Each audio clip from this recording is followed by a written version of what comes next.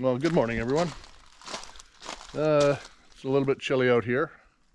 It is nearing the end of November, and we got to put Blondie away for the winter. This will be our first time winterizing in 5.5 years.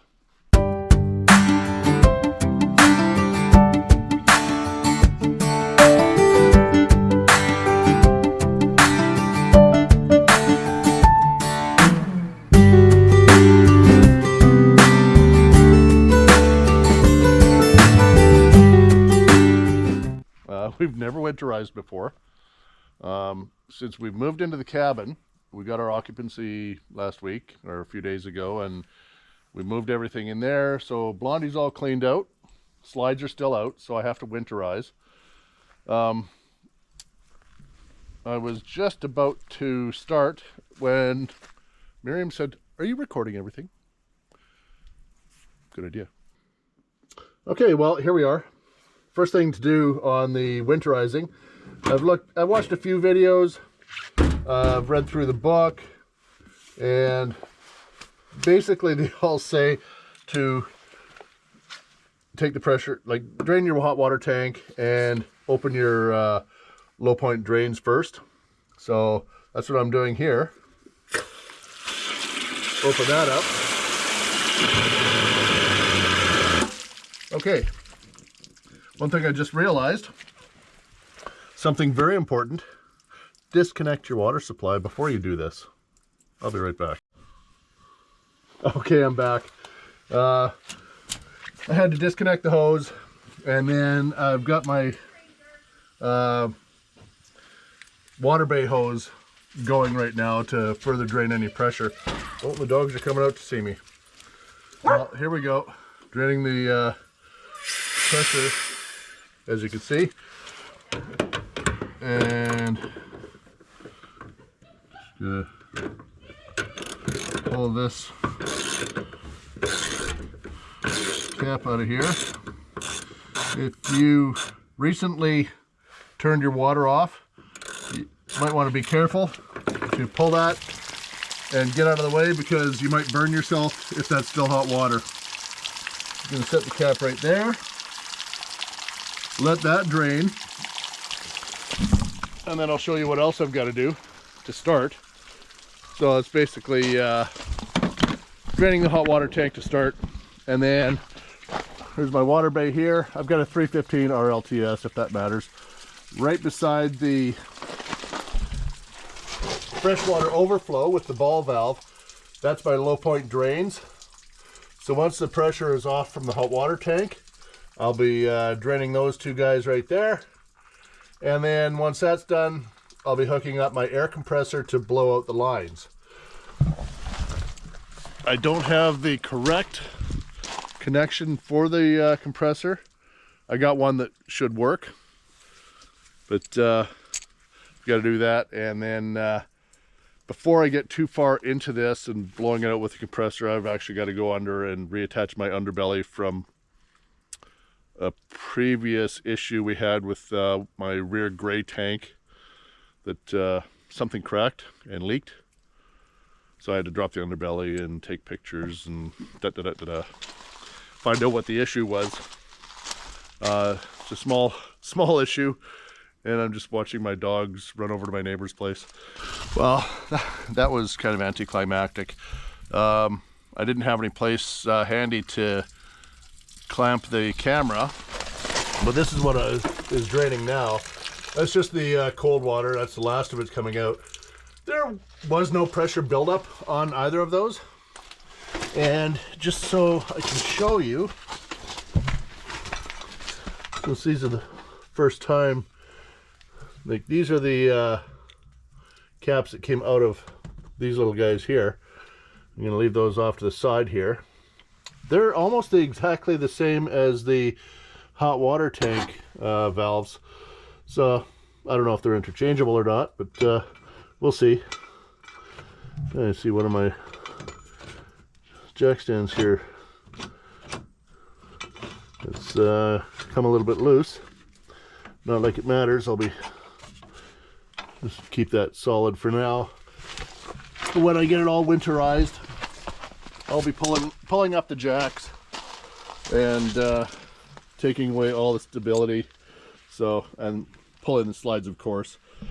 But for now, I've got it started. The hot water tank is drained, and I can close the pressure relief valve. I'm going to leave the plug out for now, and I will be putting just a piece of paper towel in that hole, and then I'll close it up. I don't want to put that back in there just in case there's any residual water that might freeze. Paper towel will let it evaporate, or at least if there's a little bit of water in the bottom of the tank, it'll expand and possibly push the paper towel out. I don't think there's going to be that much water in there anyways, but better safe than sorry. So that's where we're sitting for now, and now I just have to disconnect my filter, which is just this hose right here, to the city water inlet, and I'll hook up my compressor to that, and I'll open all the valves inside and set it to winterize, and I'll blow that out, and then once that's done, I'll just go in order with whatever the manual says. Brent used the air compressor to... I blew out the lines with the air compressor. This time around I'm not using antifreeze. I do have a jug of it just in case I get the inkling to mess around with it and test out the system a little bit later. This is the first time we've been doing it in 5.5 years, so I saw that blowing it out was an option, so I thought I'd hook the compressor up and give that a shot. But you did use antifreeze in a couple of spots. Antifreeze I put in the P-traps in the kitchen sink and the bathroom sink, and then I put about 2 inches of antifreeze in the toilet above the ball valve as well, just to make sure that everything stays sealed. And there's liquid in there. Yeah, we're all good. Okay. Hello everybody. Just the weather up here is just like hot, cold, hot, cold, hot, cold. A little bit of in between, but we're still got a muddy yard. Something I forgot to mention when I did my winterizing, like I say, I used compressed air, which is a viable solution. If you don't have any antifreeze, well, use your air, clean out the water as much as possible.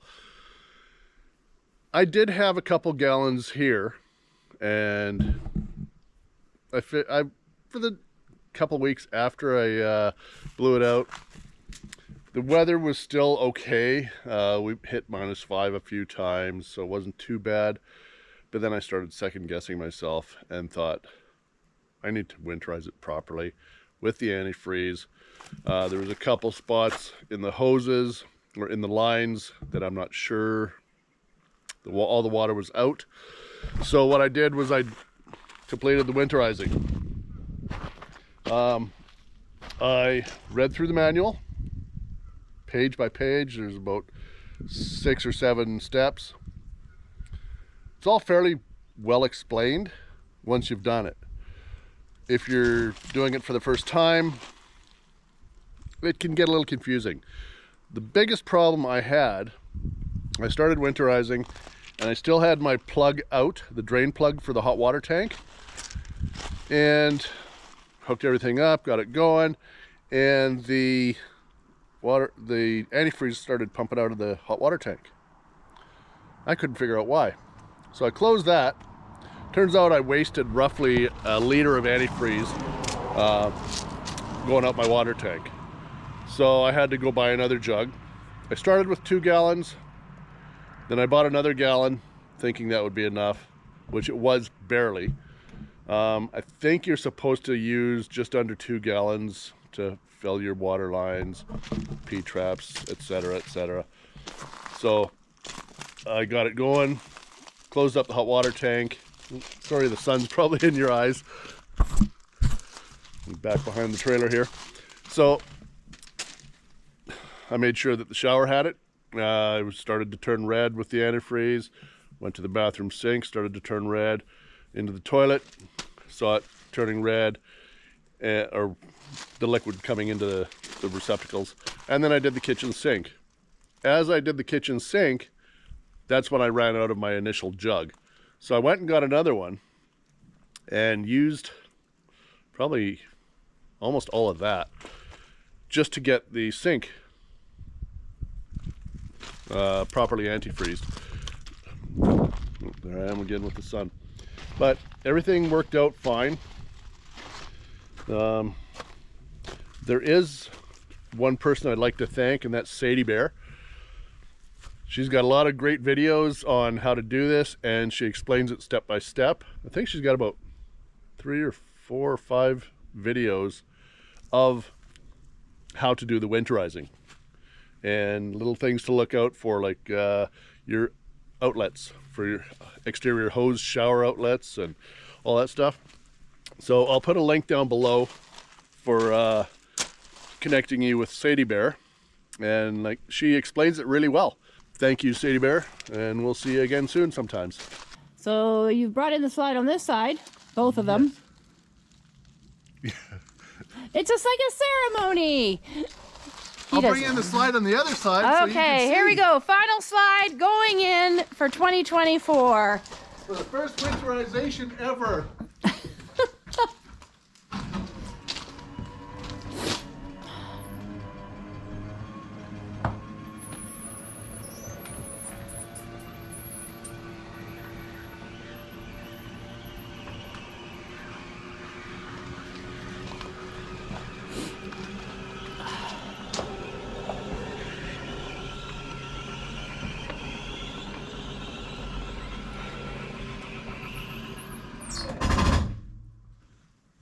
Two things I'd like to point out.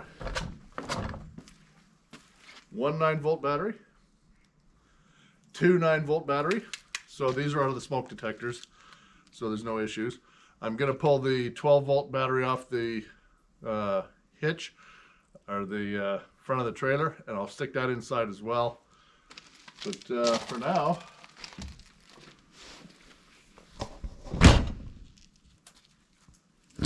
night night.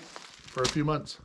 Put the stairs up and the bar in. I'm not going to put the stairs up yet, but I'm going to pull the stabilizer jacks up just in case there's any issues. If we get a flat tire for some strange reason, or two, for even a stranger reason, the stabilizers won't have to hold the weight of the trailer, and they'll probably snap and cost us a lot of money. Okay. So we're done for now. Okay.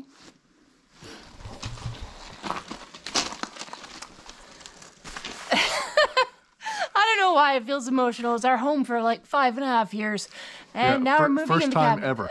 This is the cleanest the trailer's ever been.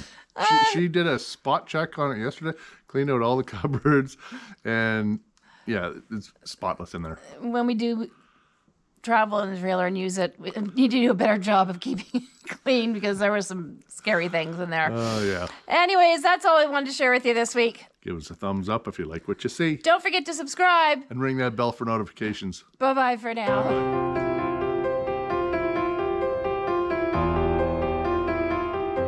Brent, use the air